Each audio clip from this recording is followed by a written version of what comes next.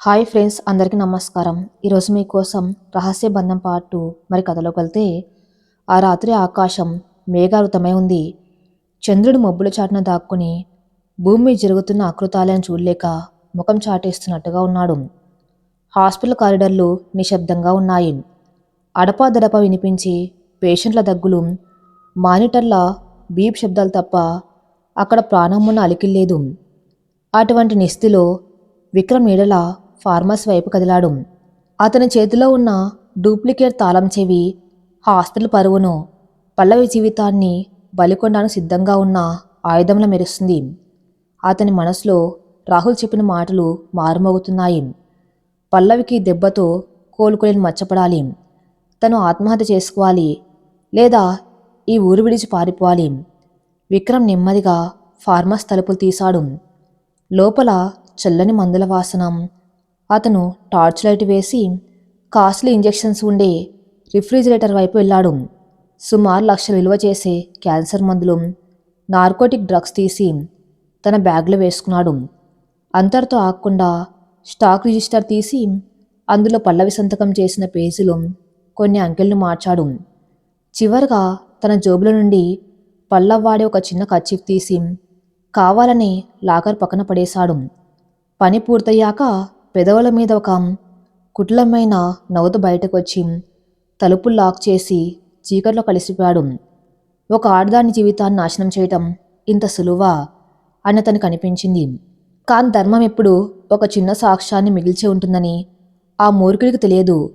మరుసటి రోజు ఉదయం పల్లవి చాలా ఉల్లాసంగా నిద్రలేచింది. గత రాత్రి జరిగిన అవమానం ఆమెను కృంగదీయలే సరికదా మరింత గట్టిగా నిలబడేలా చేసింది. అద్దంలో తన ప్రతిబింబాన్ని చూసుకుంటూ పొట్టపై చేతులు వేసి, గుడ్ మార్నింగ్ చిన్నారి, ఈరోజు కూడా మనం గెలవాలి.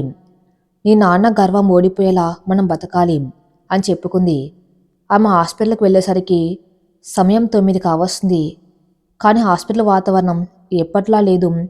అక్కడ ఏదో గంభీరత, ఆందోళన కనిపిస్తున్నాయి. నర్సులు గుంపులు గుంపులుగా నిలబడి గుసగుసలాడుతున్నారు. పల్లవిని చూడగానే వారు మాటలు ఆపేశారు. వారి చూపుల్లో జాలి, అనుమానం స్పష్టంగా కనిపిస్తున్నాయి. పల్లవికేదో కీడు శంకించింది.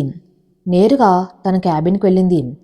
అక్కడ అప్పటికే డాక్టర్ శర్మగారు, చీఫ్ ఫార్మసిస్ట్ మూర్తి, మరికొందరు సీనియర్ డాక్టర్లు ఉన్నారు. శర్మగారి ముఖం ఎప్పుడు లేనంత సీరియస్గా ఉంది. గుడ్ మార్నింగ్ అంకుల్, ఏమైంది? అందరు ఇలా ఉన్నారు అని అడిగింది పల్లవి. శర్మగారు ఆమె వైపు సూటిగా చూడలేకపోయారు.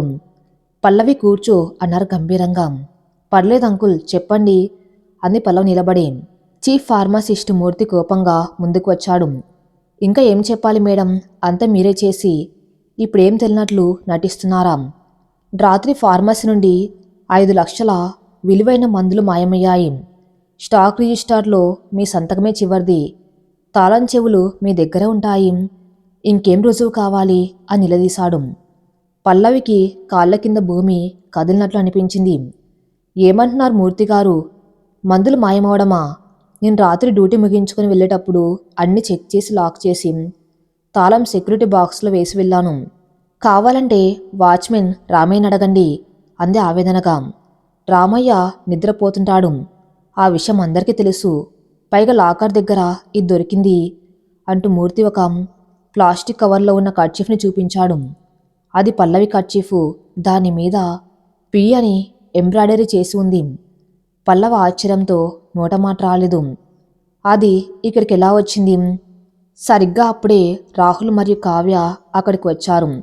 వాళ్ళు అనుకోకుండా వచ్చినట్టు నటిస్తున్నారు, కానీ ఆ టైమింగ్ వెనుక ఉన్న ప్లాన్ సుష్టంగా ఉంది. ఏం డాక్టర్ గారు, ఏదో గొడవ జరుగుతున్నట్టు ఉంది. మేం నిన్న డొనేట్ చేసిన ఎక్విప్మెంట్స్ ఇన్ఫర్మేషన్ గురించి మాట్లాడదామని వచ్చాం అన్నారు రాహుల్ అమాయకంగా నటిస్తూ. శర్మగా నిట్టూరుస్తూ, చిన్న సమస్య రాహుల్, ఫార్మసీలో దొంగతనం జరిగిందన్నారు. కావ్య కళ్ళు పెద్దవి చేసి, ఓ మై గాడ్, దొంగతనమా? ఎవరు చేశారు? బయటివారా లేక అంటూ పల్లవైపు చూసింది. ఆ చూపులో విషం ఉంది. మూర్తి వెంటనే, బయటి వాళ్ళు కాదు మేడం, ఇంటి దొంగలే. ఈ పల్లవి గారి రాత్రి లాస్ట్ డ్యూటీలో ఉన్నారు. సాక్ష్యాలు కూడా దొరికాయి అని చెప్పారు. రాహుల్ ఒక వెంగపు నవ్వు నవ్వి, పల్లవి దగ్గరకు నడిచాడు. చీచీ పల్లవి, నువ్వు ఇంతకు జిగతాడతావని నేను అనుకోలేదు. డబ్బు అవసరం ఉంటే నన్ను అడగవచ్చు కదా. భార్యగా నీకు హక్కు లేకపోవచ్చు, కానీ భిక్షగా అయినా వేసేవాణ్ణి కదా. ఇలా దొంగతనం చేసి నన్ను డాక్టర్ శర్మ గారిని ఎందుకు తలదించుకునేలా చేశావు అని అన్నారు. అతను నటిస్తున్న తీరు చూస్తే నిజంగానే బాధపడుతున్నట్టు ఉంది. పల్లవి కళ్ళల్లో నీళ్లు తిరిగాయి, కానీ అవి దుఃఖం వల్ల కాదు, కోపం వల్ల. రాహుల్ గారు, నటన ఆపండి. ఇది మీ కుట్ర అని నాకు తెలుసు. నా క్యారెక్టర్ని చంపడానికి మీరెంత నీచానికైనా దిగజారుతారని నిరూపించారు అంది గట్టిగా. కావ్య కోపంగా, నోర్మి, దొంగతనం చేసి మళ్ళీ ఎదురు సమాధానమా? అంకుల్, వెంటనే పోలీసులను పిలవండి. ఇలాంటి వాళ్ళని జైల్లో వేస్తేనే బుద్ధి వస్తుంది, లేకపోతే మీ హాస్పిటల్కి చెడ్డ పేరు వస్తుంది అని రెచ్చగొట్టింది. డాక్టర్ శర్మ గారు సందిగ్ధంలో పడ్డారు. సాక్ష్యాలన్నీ పల్లవికి వ్యతిరేకంగా ఉన్నాయి, కానీ ఆయన మనసు పల్లవిని నమ్ముతుంది. పల్లవి, నిజం చెప్పు, నువ్వు చేశావా అని అడిగారు చివరిసారిగా. పల్లవి శర్మగారి కళ్ళల్లోకి సూటిగా చూసింది. అంకుల్, నేను మధ్యతరగతి అమ్మాయిని కావచ్చు, కానీ నా రక్తంలో నిజాయితీ ఉంది. నేను దొంగతనం చేయలేదు. ఇదెవరో కావాలని నన్ను ఇరికించడానికి చేసిన ప్లాన్ అంది. రాహుల్ నవ్వుతూ, అందరు దొరికిపోయాక అలాగే అంటారు. పోలీస్ స్టేషన్లో ఆటోమేటిక్గా నిజం బయటకు వస్తుంది అని ఫోన్ తీశాడు. అప్పుడు పల్లవి ఒక అడుగు ముందుకు వేసింది. ఆగండి రాహుల్ గారు, పోలీసులను పిలిచే ముందు మనం ఒక చిన్న పని చేద్దామంది. ఆమె స్వరంలో ఒక వింతైన ధైర్యం ఉంది. అందరూ ఆశ్చర్యంగా ఆమె వైపు చూశారు. మూర్తిగారు, మీరు స్టాక్ రిజిస్టర్లో నా సంతకం ఉందన్నారు కదా, ఒకసారి ఆ రిజిస్టర్ ఇస్తారా అని అడిగింది. మూర్తి అయిష్టంగానే రిజిస్టర్ ఇచ్చాడు. పల్లవి దాన్ని తెరిచి చూసింది. అక్కడ ఉన్న అంకెలు ఓవర్ రైడ్ చేసి ఉన్నాయి. చూడండి అంకుల్, నేను రాత్రి 9 గంటలకు స్టాక్ క్లోజ్ చేశాను. అప్పుడు స్టాకు 500 యూనిట్లు. ఇక్కడెవరో దాన్ని 5,000 అని మార్చి తర్వాత 500 కొట్టివేసి గందరగోళం చేశారు. రెండో విషయం, ఈ హాస్పిటల్లో పవర్ సేవింగ్ మోడ్లో రాత్రి 10 గంటల తర్వాత మెయిన్ లైట్స్ ఆఫ్ అవుతాయి. కేవలం ఎమర్జెన్సీ లైట్లు మాత్రమే ఉంటాయి. అవునా అని అడిగింది. అవును, దానికేంటి అన్నారు రాహుల్ విసుగ్గా. ఫార్మసీలో ఎమర్జెన్సీ లైట్స్ కనెక్షన్ లేదు. అంటే దొంగతనం చేసిన వ్యక్తి టార్చ్ లైట్ వాడి ఉండాలి. కానీ నేను నిన్న రాత్రి వెళ్ళేటప్పుడు ఫార్మసీ లోపల ఒక చిన్న డిజిటల్ క్లాక్ని సెట్ చేశాను. అది మోషన్ సెన్సార్ క్లాక్. ఎవరైనా లోపలికి వస్తే అది టైం రికార్డ్ చేస్తుంది. ఇది నేను నా సొంత భద్రత కోసం పెట్టుకున్నాను అంది పల్లవి. విక్రమ్ ముఖం పాలిపోయింది. రాహుల్కి కూడా చెమటలు పట్టాయి. పల్లవి తన బ్యాగ్లో నుండి ఒక చిన్న పరికరాన్ని తీసింది. ఇదిగోండి ఆ క్లాక్, దీన్ని మెమరీ చెక్ చేద్దాం అని దాన్ని శర్మగారికి ఇచ్చింది. శర్మగారు దాన్ని చెక్ చేశారు. రాత్రి 1:30 గంటలకు ఎవరో లోపలికి వచ్చారు. సుమారు 15 నిమిషాల లోపల ఉన్నారు అని చదివారు. అంకుల్, రాత్రి 1:30కి నేను నా రూమ్లో నిద్రపోతున్నాను. కావాలంటే శారదా అత్తయ్యని అడగండి. ఆ టైంలో నేను మంచినీళ్ళు తాగడానికి లేచి ఆమెతో మాట్లాడాను. మరి ఫార్మసీలు ఎవరున్నారు అని ప్రశ్నించింది పల్లవి.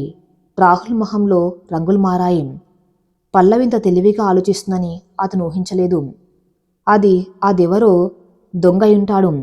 దానికి పల్లవి కర్చీఫ్ అక్కడ దొరకడానికి సంబంధం ఏంటి అని కావ్య కవర్ చేయడానికి ప్రయత్నించింది.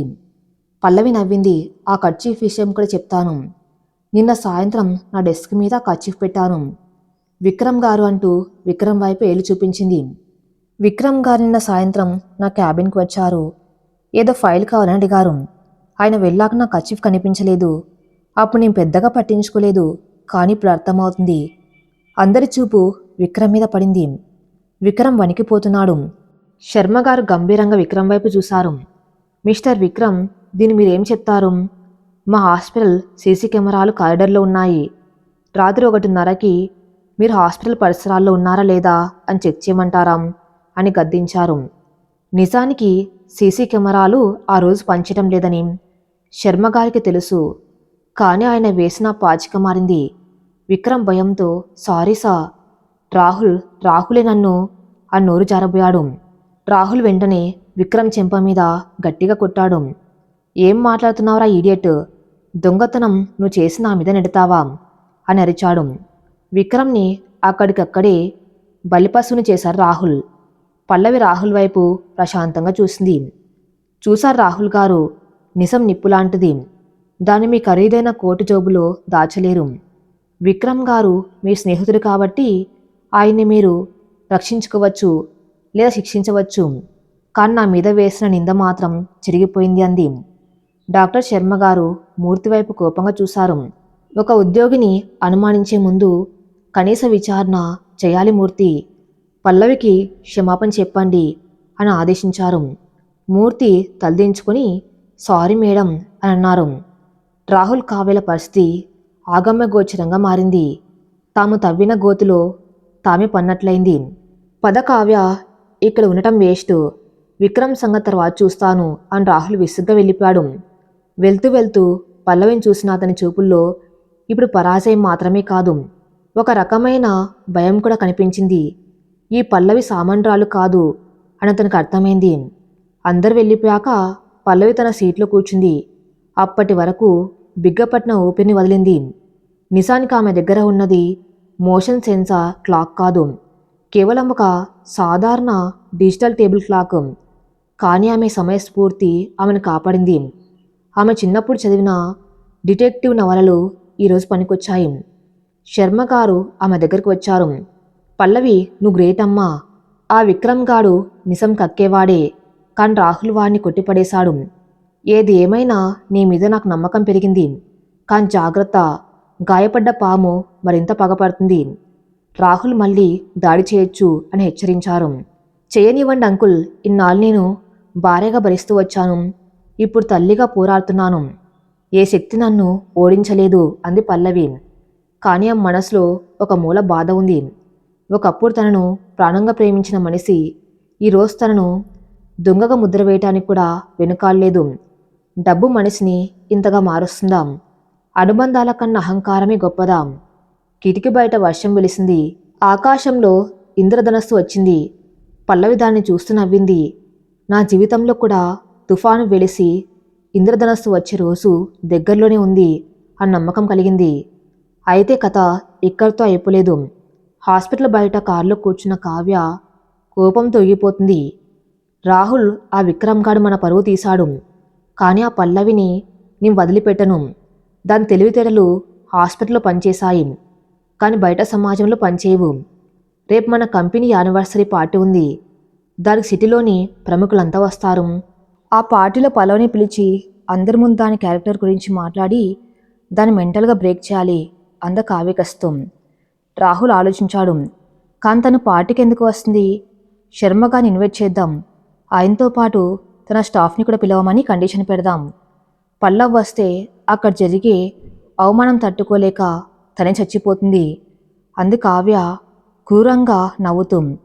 మర్నాడు ఉదయం హాస్పిటల్ వాతావరణం ప్రశాంతంగా ఉన్న డాక్టర్ శర్మగారి క్యాబిన్లో మాత్రం ఒక రకమైన ఉద్రిక్తత నెలకొని ఉంది. ఆయన టేబుల్ మీద ఒక బంగారు రంగు ఆహ్వాన పత్రిక ఉంది. అది మామూలు కాగితం కాదు, అహంకారంతో ముద్రించిన ఒక నవలా పత్రం.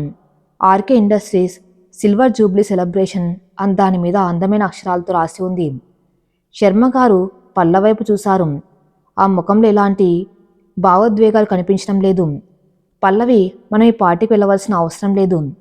రాహుల్ కావ్యల ఉద్దేశం మంచిది కాదు. నిన్నక్కడ పిలిచి అవమానించాలనేదే వాళ్ళ ప్లాన్. సింహం గుహలోకి వెళ్ళి తలదూర్చడం అవివేకం అన్నాడు శర్మగారు ఆందోళనగా. పల్లవి ఆ ఇన్విటేషన్ కార్డును చేతిలోకి తీసుకుంది. దాని బరువు కంటే రాహుల్ గుండె రాయి బరువు ఆమె గుర్తొచ్చింది. అంకుల్, సింహం గుహల్లోకి వెళ్తేనే మన ధైర్యం ఏంటో తెలుస్తుంది. నేను రాకపోతే భయపడ్డాననుకుంటారు. తప్పు చేసిన వాడు తలదించుకోవాలి కానీ బాధితులు కాదు. నేను వెళ్తాను. నా ఉనికి వాళ్ళకి ఒక ప్రశ్నలా మారాలి. నా మౌనం వాళ్ళని భయపెట్టాలి అంది పల్లవి నిశ్చలంగా. ఆమె గొంతుల పట్టుదల చూసి శర్మగారిక అడ్డు చెప్పలేకపోయారు. సాయంత్రం 6 గంటలు శారదమ్మ పల్లవిని ముస్తాబు చేసింది. ఆడంబరమైన పట్టుచీరలు, భారీ నగలు పల్లవి నిరాకరించింది. ఆమె ఎంపిక చేసుకున్నది ఒక నిర్మలమైన గంధం రంగు చేనేతి చీర. దానికి మెరూన్ రంగు అంచు హుందతనాన్ని తెచ్చిపెట్టింది. ఆమె అలంకరణ చాలా మింతంగా ఉంది. నుదుట్న చిన్న కుంకుమ బొట్టు, కళ్ళకు కాటుక, మెడలో సన్నని బంగారు గొలుసు, చేతికి 2 గాజులు. అంతేకాని ఆ నిరాడంబరతలోనే ఒక దైవత్వం ఉట్టిపడుతుంది. గర్భవతి కావటం వల్ల ఆ ముఖంలో ఒక ప్రత్యేకమైన కళ వచ్చింది. శారదమ్మ ఆమెను చూసి మురిసిపోయారు. పల్లవి, నువ్వే నగలు పెట్టుకోకపోయినా నీ ఆత్మవిశ్వాసమే నీకు పెద్ద ఆభరణం తల్లి. ఈరోజు నువ్వు ఆ పార్టీలో అందరికంటే ప్రత్యేకంగా కనిపిస్తావు అని దీవించారు. పల్లవి అద్దంలో చూసుకుంది. ఆ ప్రతిబింబం ఒకప్పటి అమాయక పల్లవిది కాదు, జీవితం నేర్పిన పాఠాలతో రాటుదేలిన ఒక పరిపూర్ణ మహిళది. రాహుల్, ఈరోజు నువ్వు చూడబోయేది నీ భార్యను కాదు, నీ అహంకారాన్ని ఎదిరించే ఒక శక్తిని అని మనసులో అనుకుంది. నగరం నడి బొడ్డున ఉన్న ఆ 5 స్టార్ హోటల్ కన్వెన్షన్ హాల్ ఇంద్రభవనంలో వెలిగిపోతుంది. ఖరీదైన కార్ల వరుస, తలతల్లాడి వజ్రాలు ధరించిన స్త్రీలు, సూట్లలో దర్జాగా తిరుగుతున్న పురుషులు. అదొక మాయా ప్రపంచం. అక్కడ మనుషుల కంటే వారి హోదాలకు విలువ ఎక్కువ. రాహుల్ మరియు కావ్య ఆ పార్టీకి ఆకర్షణగా నిలిచారు. రాహుల్ నల్లటి టస్కిడోలో అందంగా ఉన్నాడు, కానీ అతని నవ్వులో జీవం లేదు. పక్కనే కావ్య ఒక మెరిసే డిజైనర్ గౌన్లో, ఒంటి నిండా వజ్రాభరణాలతో కళ్ళు మిరిమిట్లు గొలిపేలా ఉంది. ఆమె అందం ఉంది, కానీ అందులో సౌకుమార్యం లేదు, కేవలం ఆధిపత్యం ఉంది. కావ్య, శర్మగారు వస్తారా, పల్లవి వస్తుందా అని రాహుల్ అడిగాడు వైన్ గ్లాస్ తిప్పుతూ. వస్తారు రాహుల్, ఆ మధ్యతరగతి వాళ్ళకి ఇలాంటి పార్టీలంటే మోజు ఉంటుంది. పైగా మన ఆహ్వానం కాదనలేరు కదా. ఈరోజు పల్లవికి నరకం చూపించాలి. అందరి ముందు తను ఒక సామాన్య ఉద్యోగినని, నా దయ వల్ల బతుకుందని నిరూపిస్తాను అంది కావ్య క్రూరంగా నవ్వుతూ. సరిగ్గా రాత్రి 8 గంటలకు డాక్టర్ శర్మగారు హాల్లో ప్రవేశించారు. ఆయన పక్కన పల్లవి నడుచుకుంటూ వస్తుంది. ఆమె అడుగు పెట్టిన మరుక్షణం ఆ ప్రవేశ ద్వారం దగ్గర ఉన్న కొందరు మాటలు ఆపేసి ఆమె వైపు చూశారు. అక్కడ ఉన్న కృత్రిమమైన లైట్ల వెలుతురులో ఆమె సహజ సౌందర్యం ఒక వెన్నెల్లా అనిపించింది. ఆమె నడకలో తడబాటు లేదు, తల వంచుకొని నడవటం లేదు, సూటిగా గంభీరంగా నడుస్తుంది. రాహుల్ చూపు ఆ మీద పడింది. అతని చేతిలోని గ్లాసు ఒక్కసారిగా వణికింది. ఈమె పల్లవేనా అని ఆశ్చర్యపోయాడు. ఇంట్లో ఉన్నప్పుడు ఎప్పుడు వంటింట్లోనూ తన కాళ్ళ దగ్గర ఉండే పల్లవిని చూశాడు, కానీ ఇలా 10 మందిలో తలెత్తుకొని నడుస్తున్న పల్లవిని చూడడం అతనికి ఇదే మొదటిసారి. ఆమెలోని ఆ హుందాతనం అతన్ని అసూయపడేలా చేసింది. కావ్య ముఖం మాడిపోయింది. పల్లవి బిక్కుబిక్కుమంటూ వస్తుందని, మూల కూర్చుందని ఆమె ఊహించింది. కానీ పల్లవి రాకతో పార్టీలో ఒక తెలియని వైబ్రేషన్ వచ్చింది. కావ్యక ఆగలేకపోయింది. మైక్ అందుకుంది. స్టేజ్ మీదకు వెళ్ళి అందరి దృష్టిని ఆకర్షించింది. Ladies and gentlemens, welcome to RK industry celebrations. ఈరోజు మనతో పాటు సిటీలోని ప్రముఖులే కాదు, మా చారిటీని స్వీకరించే వారు కూడా ఉన్నారు అంటూ పల్లవైపు చూసింది. అందరి చూపు పల్లవైపు మళ్ళింది. కావ్య కొనసాగించింది. మీకు పరిచయం చేస్తాను, మిస్ పల్లవి. మాకు తెలిసిన హాస్పిటల్లో అడ్మినిస్ట్రేషన్లో పనిచేస్తారు. పాపం, మధ్యతరగతి కుటుంబం, ఇలాంటి పార్టీలు చూడడం వాళ్ళకి అరుదు కదా అని పిలిచాము. ప్లీజ్ పల్లవి, స్టేజ్ మీదకు రండి అని ఆహ్వానించింది. అది ఆహ్వానం కాదు, అవమానం. మిస్ అని పిలవటంలోనే ఆమె పల్లవి వైపు ఒక బాణం విసిరింది. హాల్లో గుసగుసలు మొదలయ్యాయి. ఓహో, ఆవిడ ఉద్యోగినా, చూడ్డానికి బాగానే ఉంది, కానీ స్టేటస్ లేదన్నమాట అని కొందరు అనుకున్నారు. డాక్టర్ శర్మగారు కోపంతో లేవబోయారు, కానీ పల్లవి ఆయన చేతిని సున్నితంగా పట్టుకుని ఆపింది. ఆ ముఖంలో చిన్న చిరునవ్వు వెలిసింది. ఆ నవ్వు రాహుల్కి ప్రమాద సంకేతంలా అనిపించింది. పల్లవి నెమ్మదిగా స్టేజ్ మీదకు నడిచింది. ఆ మైక్ ముందు నిలబడగానే కావ్య పక్కకు తప్పుకుంది. పల్లవి ఇప్పుడు తడబడుతుందన్న ఆశతో. కానీ పల్లవి ఆడిటోరియం వైపు చూసి ప్రశాంతమైన స్వరంతో మాట్లాడడం మొదలుపెట్టింది. ధన్యవాదాలు కావ్య గారు, నన్ను ఇక్కడికి పిలిచినందుకు. మీరు చెప్పింది నిజమే, నీ మధ్యతరగతి అమ్మాయిని. మాకు ఇలాంటి పార్టీలు కొత్తే. ఇక్కడ వెలుగులు ఉన్నాయి, సంగీతం ఉంది, ఖరీదైన వస్తువులు ఉన్నాయి, కానీ నాకు ఇక్కడ లేనిది ఒకటే కనిపిస్తుంది, నిజం. హాల్ మొత్తం నిశ్శబ్దమైపోయింది. రాహుల్ నుదుటి మీద చెమటలు పట్టాయి. పల్లవి కొనసాగించింది. కావ్య గారు నన్ను మిస్ అని సంబోధించారు. కానీ ఒక స్త్రీకి గౌరవం అనేది ఆమె పేరు ముందు ఉండే బిరుదుల్లో ఉండదు, ఆమె బతికే పద్ధతిలో ఉంటుంది. మీరన్నట్లు నేను ఉద్యోగినే, నా కష్టార్జితంతో బతుకుతున్నాను. ఎవరినో మోసం చేసి సంపాదించిన ఐశ్వర్యం కంటే స్వేదంతో సంపాదించిన చిల్లి గవ్వ నాకు గొప్ప. ఆమె రాహుల్ వైపు తిరిగింది. ఇక్కడ చాలామంది శ్రీమంతులు ఉన్నారు. మీ బ్యాంక్ బ్యాలెన్స్లు నాకు తెలియవు, కానీ మనిషి విలువ కరెన్సీ నోట్లతో కొలవలేము అని మా నాన్న చెప్పేవారు. ఒక మనిషి మరొక మనిషిని గౌరవించలేనప్పుడు ఎంత ఎత్తుకు ఎదిగినా వాడి పేదవాడే. ఈరోజు ఇక్కడ నేను చూస్తున్నది అదే ధనవంతులైన పేదవాళ్ళని. ఆ మాటలు తూటల్లా పేలాయి. అక్కడ ఉన్న కొంతమంది పెద్దవారు పల్లవి మాటల్లోని లోతును గ్రహించి చప్పట్లు కొట్ట మొదలుపెట్టారు. కావ్య ప్లాన్ బెడిసి కొట్టింది. ఆమె పల్లవిని చులకం చేయాలనుకుంది. కానీ పల్లవి తన వ్యక్తిత్వంతో అందరికంటే ఎత్తులో నిలబడింది. చివరిగా ఒక మాట అంది పల్లవి, తన చేతిని పొట్ట మీద అసంకల్పితంగా వేసుకుంటూ. జీవితంలో మనం ఎవరికి జవాబుదారీగా ఉండాలంటే మన అంతరాత్మకు. అద్దంలో మన ముఖం మనం చూసుకున్నప్పుడు సిగ్గుపడకూడదు. ఆ ధైర్యం నాకు ఉంది. అది లేని వాళ్ళే భయపడాలి. మైక్ అక్కడ పెట్టి పల్లవి స్టేజ్ దిగి వచ్చింది. హాల్లో కరతాళ ధ్వనుల మోత మోగింది. అది రాహుల్ చెంప మీద కొట్టినట్టుగా వినిపించింది. రాహుల్ కోపంతో రగిలిపాడు. కావ్య ముఖం చిన్నబోయింది. తన సొంత పాటిలో తన గెస్ట్ల ముందు ఒక సామాన్య ఉద్యోగిని తనను నైతికంగా ఓడించటం ఆమె జీర్ణించుకోలేకపోయింది. విక్రమ్ పక్కన నిలబడి, రాహుల్ చూసావా, దానికెంత పొగరో, ఇప్పుడే ఏదో ఒకటి చేయాలి అన్నాడు. నోర్మి అని రాహుల్ సీరియస్గా అన్నాడు. తను చెప్పింది నిజమే, మనం ఈరోజు ఓడిపోయాం, కానీ యుద్ధం ఇంకా మిగిలే ఉంది అంటూ గ్లాస్ కింద పడేసి వెళ్ళిపోయాడు. పల్లవి డాక్టర్ శర్మ గారి దగ్గర తిరిగి వస్తూ ఉండగా ఒక వృద్ధురాలు ఆమెను ఆపారు. ఆమె ఎవరో కాదు, ఆ నగరంలోని ప్రముఖ విద్యావేత్త, సంఘ సేవకురాలు వసుంధరాదేవి. అమ్మాయి, నీ మాటలు చాలా బాగున్నాయి. ఈ రోజుల్లో అంత శిష్టత, నిజాయితీ ఉన్న వాళ్ళు అరదు. నీ కళ్ళల్లో ఏదో బాధ ఉంది, కానీ అంతకు మించిన శక్తి ఉంది. నీ పేరేంటి అని అడిగారు ఆవిడ ఆప్యాయంగా. పల్లవండి అని నమస్కరించింది. పల్లవి మంచి పేరు. ఎప్పుడైనా అవసరం వస్తే నన్ను కలవమ్మా. నాకు నీలాంటి ధైర్యవంతులంటే ఇష్టం అంతని విజిటింగ్ కార్డు ఇచ్చారు వసుంధరాదేవి. ఇది పల్లవికి తెలియకుండానే దొరికిన ఒక కొత్త ఆయుధం. వసుంధరాదేవికి రాహుల్ బిజినెస్ సర్కిల్లో మంచి పట్టు ఉంది. ఆ మద్దతు భవిష్యత్తులో పల్లవికి ఎంతగానో ఉపయోగపడనుంది. పార్టీ ముగిసిన తర్వాత ఇంటికి వెళ్ళే దారిలో కావ్య రాహుల్తో గొడవ పెట్టుకుంది. నువ్వు చేతకాని వాణ్ణివి రాహుల్, ఆ పల్లవందరి ముందు మన పరువు తీస్తుంటే చూస్తూ ఊరుకున్నావు. నేనేం చేయాలి కావ్య? స్టేజ్ మీదకి వెళ్ళి దాని జుట్టు పట్టుకొని కొట్టమంటావా? తను తెలివిగా మాట్లాడింది. తను ఎక్కడ నా పేరు కానీ మన సంబంధం కానీ బయట పెట్టలేదు. కేవలం ఫిలాసఫీ మాట్లాడింది. దానికి నేనేం అబ్జెక్షన్ చెప్పను అన్నది రాహుల్. కానీ రాహుల్ మనసులో మరో ఆలోచన తెలుస్తుంది. పల్లవిలో ఇంత మార్పు ఎలా వచ్చింది? ఆ గంధం రంగు చీరలో తను ఎంత హుందాగా ఉంది. కావ్య అందం కేవలం మేకప్ వల్ల వచ్చింది, కానీ పల్లవందం అని పోల్చుకోవటం మొదలుపెట్టాడు.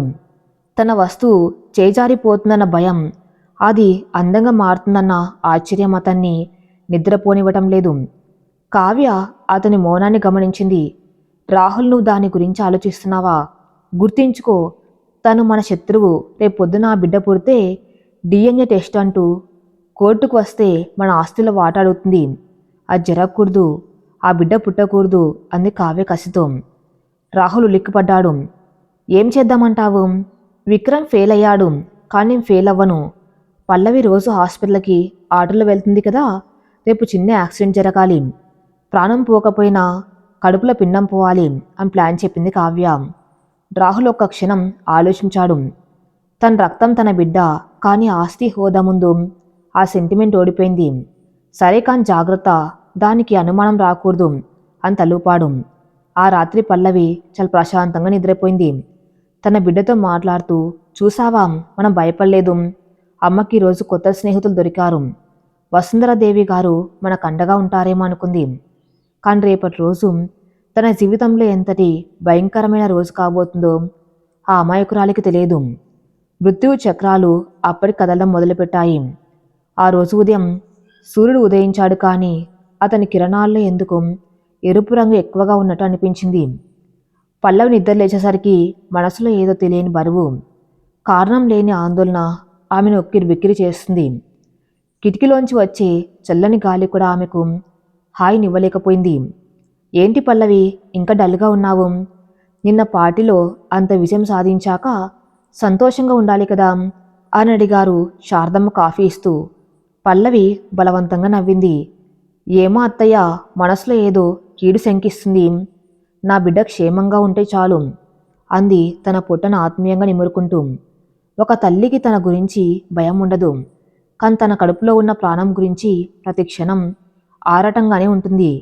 అదే సమయం రాహుల్ ఇంట్లో రాహుల్ డ్రాయింగ్ రూమ్లో అటు ఇటు పాచర్లు చేస్తున్నాడు. అతని ముఖంలో చెమటలు పడుతున్నాయి. చేతిలో ఉన్న సిగరెట్ కాలిపోతున్నా గమనించడం లేదు. కావ్య సోఫాలో కూర్చొని ఫోన్లో ఎవరితోనూ మాట్లాడుతుంది. చూడు, పని పక్కగా జరగాలి. అది యాక్సిడెంట్ లాగానే ఉండాలి తప్ప మర్డర్ అటెంప్ట్ లాగా ఉండకూడదు. ఆ ఆటో నుజ్జు అవ్వాలి, అర్థమైందా అని ఆదేశాలు ఇస్తుంది. రాహుల్ ఉలిక్కిపడ్డాడు. కావ్య మరీ అంత క్రూరంగా అవసరమా? పల్లవి చనిపోతే పోలీస్ కేసు అవుతుంది. నా పేరు బయటకు వస్తే కావ్య ఫోన్ కట్ చేసి రాహుల్ దగ్గరకు వచ్చి నిలబడింది. రాహుల్, నీ పిరికితనం నన్ను చంపేస్తుంది. తను చనిపోవాలని నేను అనడం లేదు, ఆ బిడ్డ పోవాలి. పల్లవికి ఒక గుణపాఠం చెప్పాలి. భయపడకు, విక్రమ్ అంతా చూసుకుంటాడు. నువ్వు ఆఫీస్కి వెళ్ళి ఏం తెలియనట్లు మీటింగ్స్లో ఉండు అని చెప్పింది. రాహుల్కి మనసు ఒప్పుకోవడం లేదు. పల్లవి అమాయకమైన ముఖం అతని గుర్తొస్తుంది. కానీ తన ఆస్తి హోదా, కావ్య తెచ్చే కోట్ల కట్నం ఇవి అతన్ని మళ్ళీ రాయిలా మార్చేశాయి. అతను తల ఊపి భారంగా బయట నడిచాడు. పాపం పండే సమయం ఆసన్నమైంది. పల్లవి ఎప్పట్లాగే 9 గంటలకు హాస్పిటల్కి బయలుదేరింది. డాక్టర్ శర్మ గారు ఏదో పని మీద వేరే ఊరు వెళ్లటంతో కారు ఆయన తీసుకెళ్లారు. పల్లవి ఆటో కోసం రోడ్డు మీదకి వచ్చింది. మామూలుగా వచ్చే ఆటో వాళ్ళ ఈరోజు రాలేదు. వేరే కొత్త ఆటో అతను వచ్చాడు. రండి మేడం, ఎక్కడికి వెళ్ళాలి అని అడిగాడు. పల్లవి ఏం ఆలోచించకుండా ఆటో ఎక్కింది. ఆటో ట్రాఫిక్లోకి దూసుకెళ్తుంది. పల్లవి మనసులో పార్టీలో వసుంధరాదేవి గారు చెప్పిన మాటలు మెదులుతున్నాయి. నీకెప్పుడు ఏ అవసరం వచ్చినా నన్ను అడుగు అని ఆవిడ అన్నమాట ఆమె కొండంత ధైర్యాన్ని ఇచ్చింది. కానీ ఆమె గమనించిన విషయం ఏమిటంటే ఆటో వెనక ఒక లారీ అనుమానాస్పదంగా వస్తుంది. ఆ లారీ డ్రైవర్ కళ్ళు పల్లవి ఉన్న ఆటో మీద ఉన్నాయి. అతని పక్కన విక్రమ్ కూర్చుని ఉన్నాడు.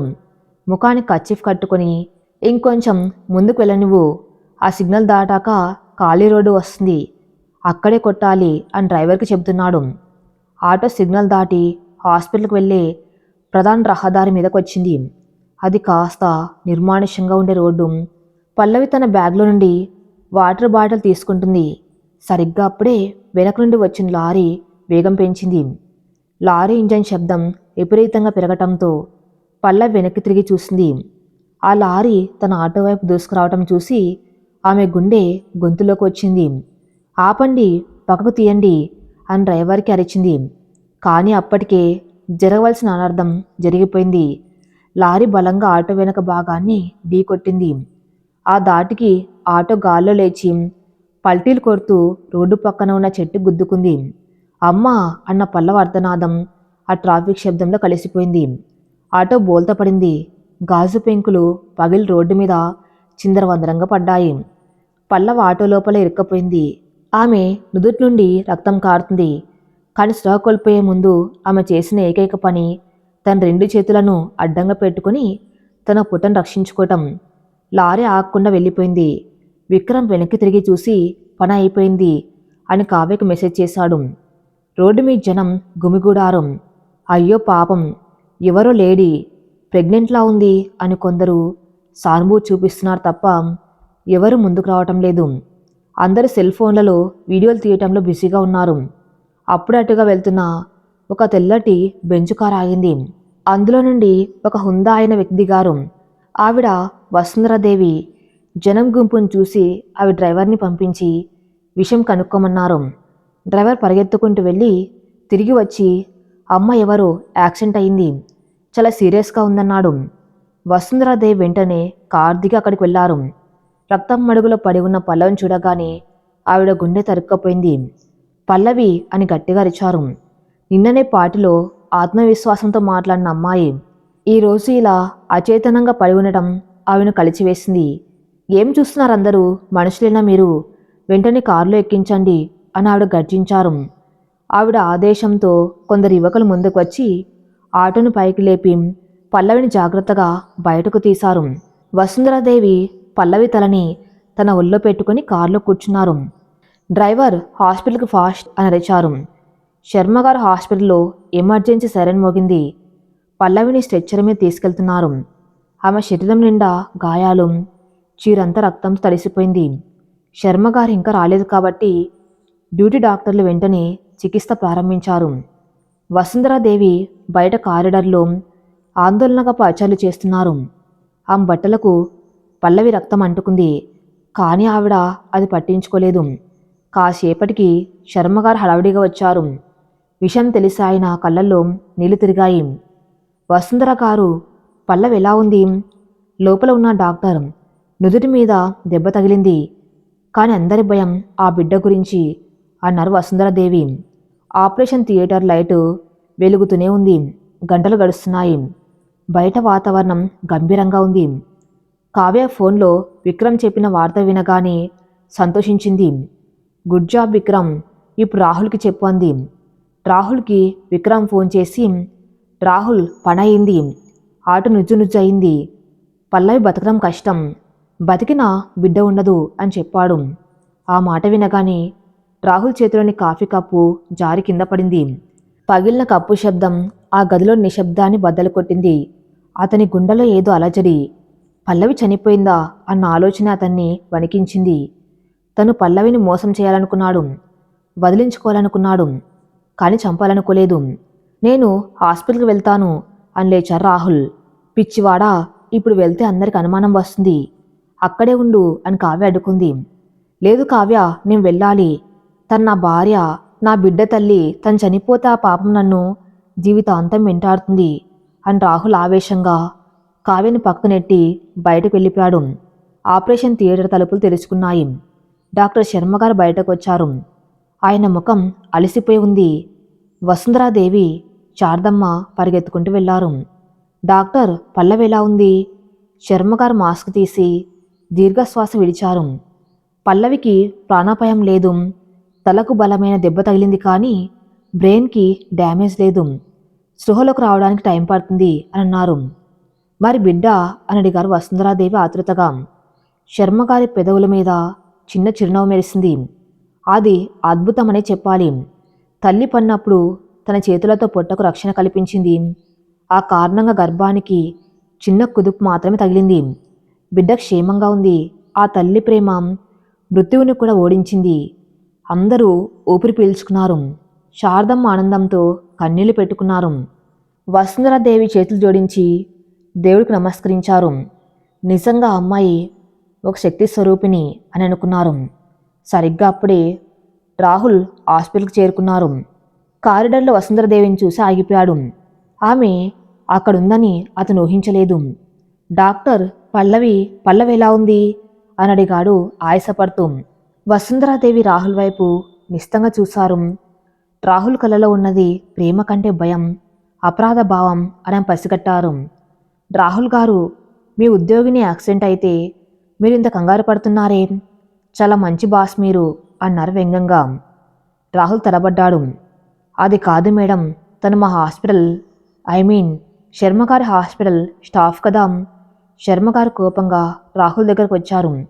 రాహుల్, పల్లవి బిడ్డ ఇద్దరు క్షేమం. దేవుడు గొప్పవాడు. మనసులు పన్నిన కుట్రలు ఆ దేవుడి ముందు పనిచేయవు అని ఘాటుగా అన్నారు. ఆ మాటలో కుట్ర అనడం రాహుల్కి అర్థమైంది. రాహుల్కి ఒక పక్క ఉపశమనం కలిగిన మరో పక్క భయం వేసింది. పల్లవి బతికింది, ఇప్పుడు ఆమె ఊరుకోదు. రాత్రి పొద్దుపోయాక పల్లవికి మెలకు వచ్చింది. కళ్ళు తెరిచి చూస్తే చుట్టూ తెల్లని గోడలు, సెలైన్ స్టాండ్, తల విపరీతంగా నొప్పిగా ఉంది. పక్కనే వసుంధరాదేవి కూర్చుని పుస్తకం చదువుతున్నారు. అమ్మా అని పిలిచింది పల్లవి నీరసంగా. వసుంధరాదేవి వెంటనే పుస్తకం పక్కన పెట్టి ఆమె దగ్గరకు వచ్చారు. పల్లవి, లేచావా తల్లి? భయపడకు, నువ్వు సేఫ్, నీ బిడ్డ కూడా సేఫ్. బిడ్డ సేఫ్ అన్న మాట వినగానే పల్లవి కళ్ళల్లో నీళ్లు తిరిగాయి. ఆమె తన పొట్టను తడిమి చూసుకుంది. ఇది యాక్సిడెంట్ కాదమ్మా, నాకు తెలుసు. ఆ లారీ కావాలని గుద్దింది అంది పల్లవి నిశ్చయంగా. వసుంధరాదేవి ముఖం గంభీరంగా మారింది. నాకు అనుమానంగానే ఉంది పల్లవి, నువ్వు ధైర్యంగా ఉండు. దీని వెనుక ఎవరున్నా నేను వదిలిపెట్టను. నా పలుకుబడి ఏంటో వాళ్ళకు చూపిస్తాను. పోలీసులకు కంప్లైంట్ చేద్దాం. వసుంధరాదేవి చేతిని పట్టుకుంది. వద్దమ్మా, ఇప్పుడే కాదు. పోలీసులకి లారీ డ్రైవర్ మాత్రమే దొరుకుతాడు. వెనుక ఉన్న అసలు దోషులు తప్పించుకుంటారు. వాళ్ళని చట్టం ముందు కాదు, ఈ సమాజం ముందు దోషులు నిలబెట్టాలి. దానికి నాకు కొంత సమయం కావాలి అంది.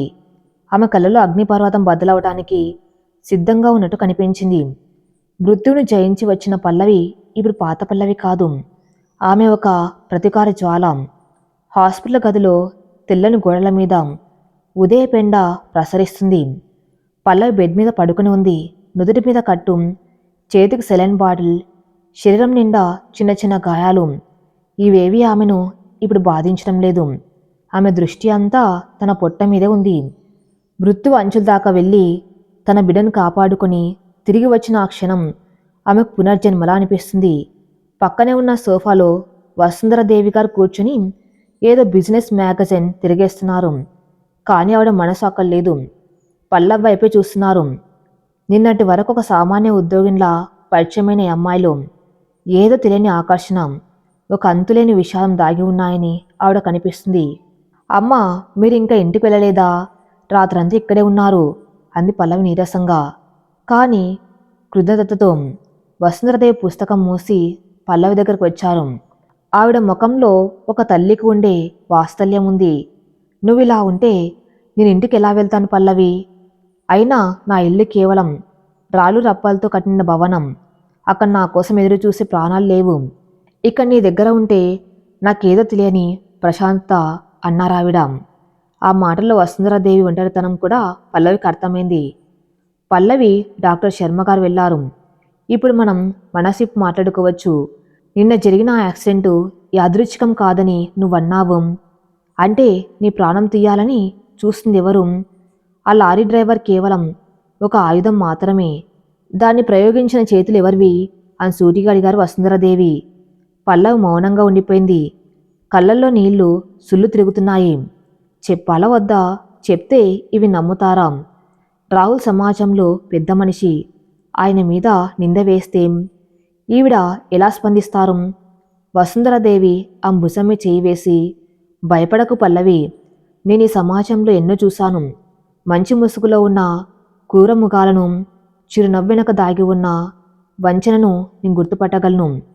నీ వెనక ఎవరున్నా, వాళ్ళు ఎంత పెద్దవారైనా సరే నేను నీకు అండగా ఉంటాను. చెప్పు అని ధైర్యం ఇచ్చారు. పల్లవి దీర్ఘశ్వాస తీసుకుంది. ఇక దాచడం వల్ల ఉపయోగం లేదు. తన యుద్ధానికి సైన్యం కావాలి. అమ్మ నన్ను చంపాలనుకుంది ఎవరో కాదు, నా కడుపులో పెరుగుతున్న ఈ బిడ్డ తండ్రి అంది పల్లవి గొంతు వణుకుతూ ఉండగా. వసుంధరాదేవి నిశ్చేష్టులయ్యారు. ఏంటి భర్త? ఎవరతను?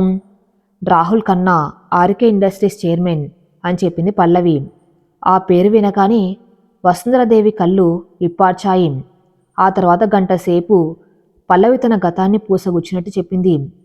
రాహుల్తో పరిచయం, రహస్య వివాహం, కావ్య ప్రవేశం, గర్భవతి అని తెలిసాక రాహుల్ మారిన తీరు, వస్తువు అన్న మాట, చివరికి హాస్పిటల్లో దొంగతనం నింద, ఇప్పుడు ఈ యాక్సిడెంటు ఏది దాచకుండా చెప్పింది.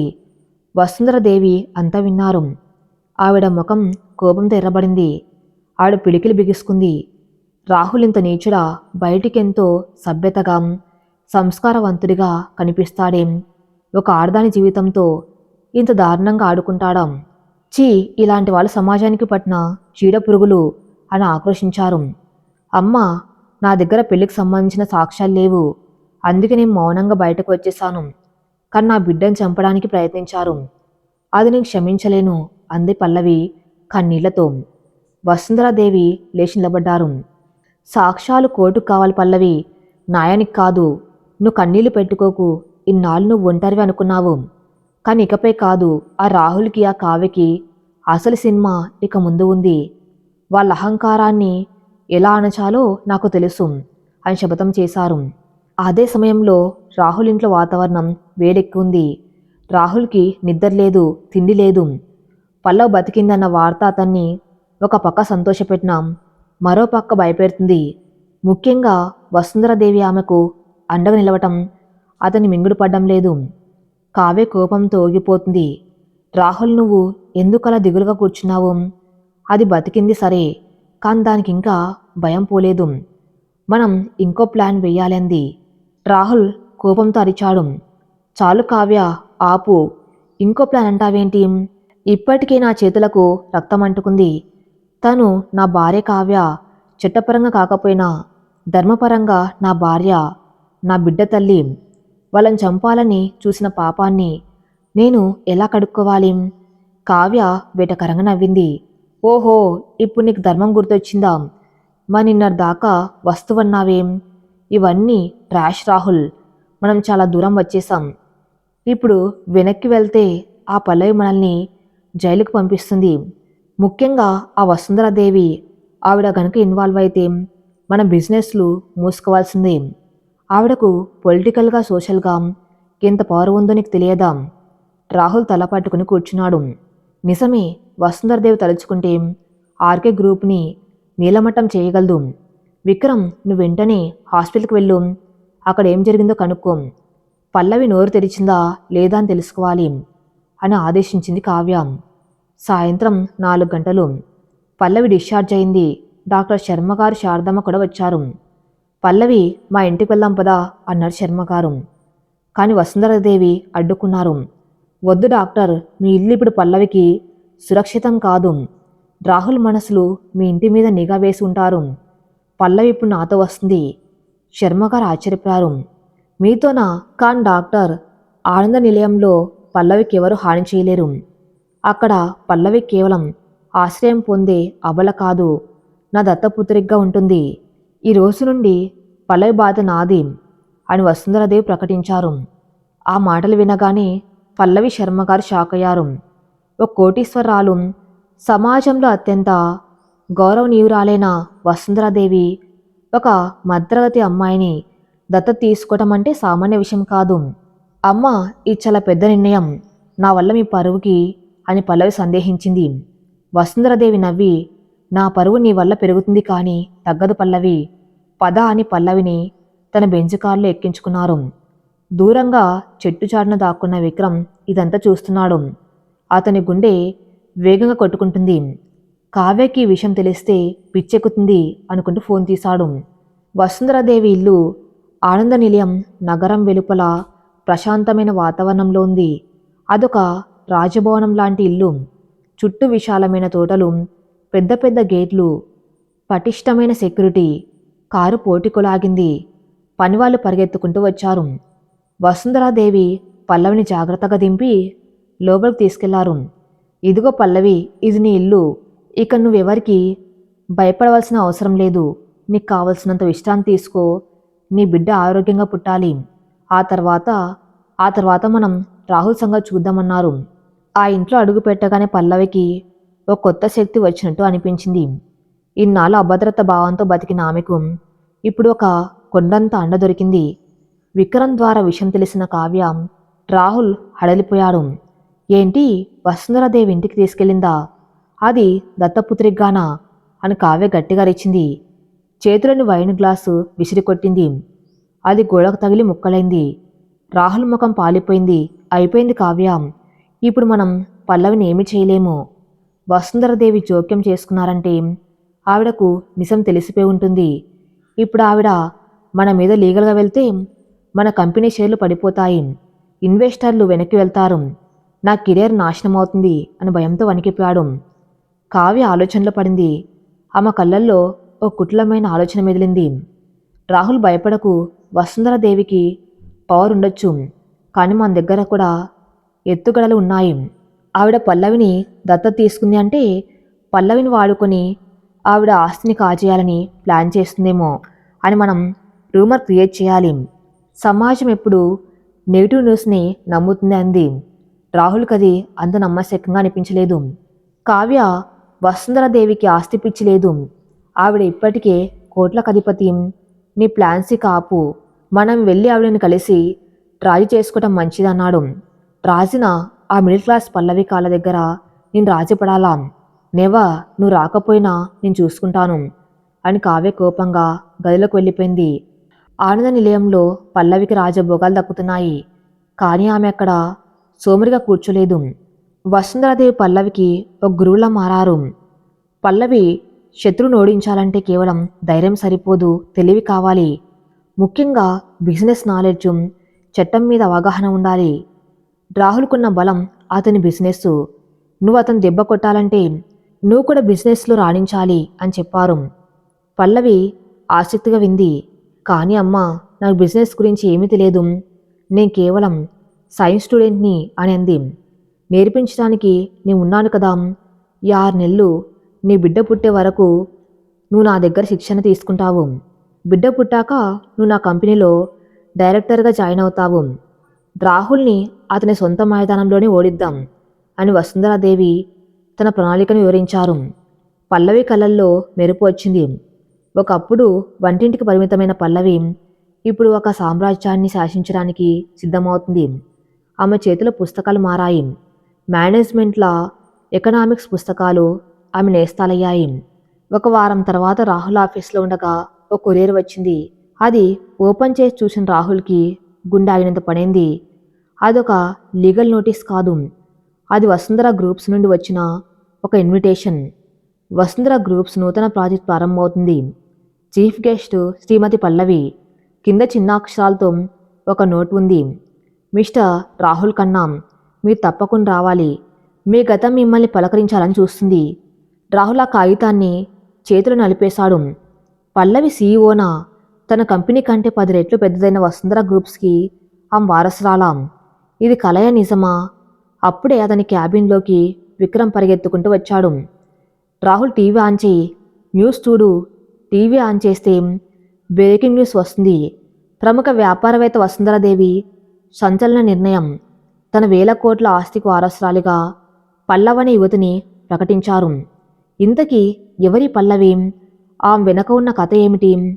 స్క్రీన్ మీద పల్ల ఫోటో వస్తుంది. అది హాస్పిటల్లో దీనంగా ఉన్న పల్లవి కాదు. వసుంధరాదేవి పక్కన ఖరీదైన హ్యాండ్లూమ్ శారీలో రాజసం ఉట్టిపడేలా నిలబడ్డ పల్లవి. ఆమె కళ్ళలో భయం లేదు, ఒక రాణికి ఉండే దర్పముంది. రాహుల్ ఆ కుర్చీలో కుప్పగొలిపాడు. తన చేతిలో ఉన్న ఒక అద్భుతమైన మణిని గాజుముక్క అని విసిరేశాడు. ఇప్పుడు ఆ మణి కిరీటంలో చేరి తన కళ్ళను మిరిమిట్లు గొలుపుతుంది. ఆనంద నిలయంలో టీవీ చూస్తున్న పల్లవి వసుంధరాదేవి వైపు తిరిగి నవ్వింది. అమ్మ, ఇది వాళ్ళకి కేవలం ట్రైలర్ మాత్రమే కదా అని అడిగింది. వసుంధరాదేవి నవ్వి, అవును పల్లవి, అసలు సినిమా నీ బిడ్డ పుట్టాక మొదలవుతుంది. అప్పటి వరకు వాళ్ళని భయంతో చావనిద్దాం. మానసిక శోభ అంటే ఏంటో ఇప్పుడు రాహుల్కి తెలుస్తుంది అని అన్నారు. పల్లవి తన పొట్టపై చెయ్యి వేసి, రాహుల్, నువ్వు నన్ను వస్తువు అన్నావు, కాను వస్తువుకి విలువ కట్టొచ్చు, వ్యక్తిత్వానికి వెల కట్టలేరు. నీ పతనం మొదలైంది అని మనసులో అనుకుంది. మరి తర్వాత ఏం జరగబోతుందో నెక్స్ట్ పార్ట్లో చూద్దాం. నెక్స్ట్ పార్ట్ కోసం నా ఛానల్ని ఫాలో అవుతూనండి. Thank you for listening.